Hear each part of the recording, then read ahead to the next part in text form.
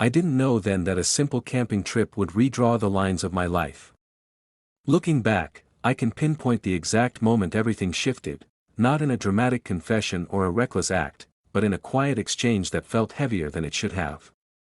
At the time, I told myself it was nothing. Now, I know it was the beginning. That my name is Ethan, and I agreed to the trip because saying no felt harder than going. My older brother Mark had been planning a weekend camping getaway with a few of his close friends, men he'd known since college. When one of them canceled last minute, Mark asked if I wanted to fill the spot. He said it casually, like it was no big deal. For me, it was an escape. I'd recently ended a relationship that never truly began, another almost love that left me feeling unseen. The idea of disappearing into the woods for a few days sounded like relief. We arrived at the campsite just before sunset. Tall trees surrounded the clearing, their shadows stretching long and patient across the ground. The air smelled of pine and damp earth, and for the first time in weeks, my mind slowed down. Mark was in his element, confidently organizing tents and assigning tasks. I watched him laugh with his friends, wondering when we'd grown so different. He belonged everywhere he stood. I often felt like a guest in my own life. That's when I noticed Lucas that he wasn't loud like some of the others, nor was he trying to impress anyone. Lucas moved with a quiet ease, stepping in to help without being asked. When our eyes met, he smiled, simple, genuine, unguarded. It caught me off balance. Mark introduced us properly, though Lucas and I had technically met before. This time felt different, as if we were actually seeing each other. As night settled in, the campsite transformed. A fire crackled at the center, its glow softening faces and blurring edges. Conversation flowed easily, fueled by shared stories and the comfort of familiarity, comfort I didn't fully share. I stayed mostly quiet, listening, until Lucas sat beside me. He asked about my job, my move back to town, things Mark never bothered to ask. His attention felt deliberate, and I found myself answering honestly without overthinking it. Later, Mark asked Lucas and me to gather firewood from the edge of the clearing. It was a small task, ordinary and harmless. We walked side by side, the forest thickening around us, the sounds of the group fading behind. Lucas mentioned how peaceful it was out there, how rare it felt to be away from expectations. I agreed, surprised by how easily the conversation deepened. He spoke about feeling stuck, about living a life that looked right from the outside but felt incomplete. I didn't interrupt.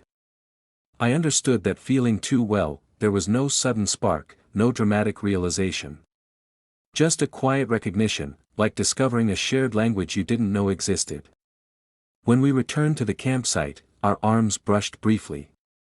It was accidental, fleeting, but it lingered longer in my mind than it should have. That night, lying in my tent, sleep refused to come. I could hear Mark laughing from the fire, the low murmur of voices, the steady rhythm of nature around us. My thoughts kept circling back to Lucas, his honesty, the way he listened, the ease of being understood without explanation. I reminded myself of the obvious boundaries. He was my brother's friend. He had a life I knew nothing about. Whatever this feeling was, it was temporary. The next morning confirmed how wrong that assumption was. Lucas made coffee early, handing me a mug before I even asked. We shared a quiet moment watching the fog lift, neither of us speaking, yet both fully present. Mark joined us eventually, breaking the silence, but something had already been established. A connection, subtle, unspoken, and dangerous in its simplicity. As the day unfolded, I became aware of how often Lucas and I gravitated toward each other. It wasn't intentional. It just happened. Each shared glance, each half-finished sentence, built on the last. I felt a tension growing beneath the surface, not urgent, but persistent. It made me uneasy, and curious. That evening, as the sun dipped behind the trees once more, I realized this trip was no longer just an escape. It was a crossroads. I didn't know which direction it would force me to choose, only that pretending nothing was happening would soon become impossible, and that was what scared me most. By the second day, the ease between Lucas and me no longer felt accidental. It had weight now, a quiet gravity that kept pulling us into the same spaces. When Mark joked with his friends or wandered off to check fishing gear, Lucas and I were left behind, not alone exactly, but apart in a way that felt intentional. We spent the morning hiking a narrow trail that curved along a shallow river. The others walked ahead, louder and faster, while Lucas slowed his pace to match mine. He asked questions that weren't casual anymore. He wanted to know what I wanted from my life, not what I was doing with it. I hesitated before answering, then told him the truth, that I'd spent years shrinking myself to fit into rooms where I never felt welcome. Lucas listened without interrupting, his expression serious, almost careful. When I finished, he nodded once, as if I'd confirmed something he'd already suspected. Later, while Mark napped in his tent, Lucas and I sat on a fallen log near the water. The conversation drifted, then narrowed. He told me about Emily, his girlfriend back home. He said her name without drama, but there was a pause afterward, heavy and deliberate. He explained they'd been together for years, that she was kind and dependable, and that from the outside, everything about them made sense. Then he admitted that lately, he felt like he was living on autopilot, choosing comfort over honesty. He didn't say what honesty meant to him, but the implication hung between us that I should have pulled away then. I should have reminded him of his relationship, of my brother, of the lines neither of us should cross. Instead, I stayed quiet, offering him understanding when what he needed was distance. In that moment, I realized how easily empathy could become something else, something dangerous. That night, the group shared dinner around the fire. The conversation was light, full of teasing and shared memories I wasn't part of. Lucas sat across from me, our knees almost touching. Every so often, his eyes met mine, lingering just a second too long. It wasn't flirtation in the obvious sense. It was recognition. And it made me feel chosen in a way I hadn't felt in years. When the others eventually drifted toward their tents, Lucas and I stayed behind, feeding the dying fire. The silence between us felt charged, thick with things neither of us wanted to say first. Lucas broke it by admitting that he hadn't expected this trip to make him question himself. He said he felt seen when he talked to me, like parts of himself he'd buried were resurfacing. Hearing that stirred something fragile and selfish inside me. I told him I felt it too. Nothing physical happened. No hands reached out, no lines were visibly crossed. But the truth settled in slowly and unmistakably. We were sharing something that belonged to someone else. The betrayal wasn't in action, it was in intention. In the way we prioritized each other's attention, in the way the world narrowed when we were together. Later, alone in my tent, guilt pressed against my chest. I thought of Mark, how easily he trusted the people he brought into his life. I thought of Emily, a name I knew only through Lucas's conflicted tone. I told myself that acknowledging the problem was the same as fixing it. That I could still step back. That this didn't have to become anything more. The next morning challenged that belief. Mark was distracted, dealing with a work call that pulled him away from camp. Lucas and I packed up some equipment in silence, the unspoken tension louder than any confession. Finally, Lucas looked at me and said he couldn't keep pretending this was nothing. He admitted that what he felt scared him, not because it was wrong, but because it was honest. Hearing that made my chest tighten. Honesty, I realized, could be just as destructive as lies when it arrived too late. Before either of us could respond further, Mark returned, unaware of the shift that had just occurred. The moment closed, unfinished and unresolved. But the damage was already done. Something had been named, and naming it made it real. As the day wore on, I understood that whatever came next would demand a choice, one that would test my loyalty, my values, and the version of myself I wanted to become. The fire between Lucas and me hadn't burned out. It had only been contained, and containment, I was beginning to learn, never lasts forever. The last morning arrived quietly, as if the forest itself wanted to give us time we no longer deserved. Mist clung to the ground while we packed our things, and every movement felt deliberate, restrained. Lucas avoided my eyes at first, focusing on folding gear and securing straps, but the tension between us was impossible to ignore. What had been unspoken now pressed for resolution. When Mark stepped away to load the car, Lucas finally turned to me.